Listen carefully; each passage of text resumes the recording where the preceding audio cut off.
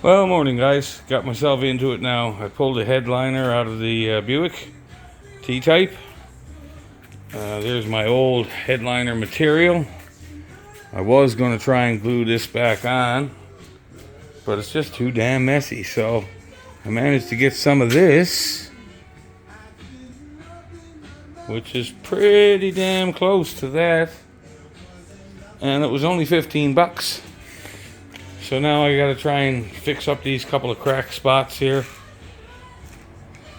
I got some glue, working on that with some Gorilla tape. Let that stuff harden up, then I gotta turn it over and clean off all the old sponge. But it wasn't too bad to take out. If you look in here, there's a piece that goes across the front with a couple of clips. This one here has these clips. The other side, and the rest is all screws. You had to let your seat belts down so you could relax these side pieces. But it's out. I don't know how good it's going to go back in, but we're going to give it a try.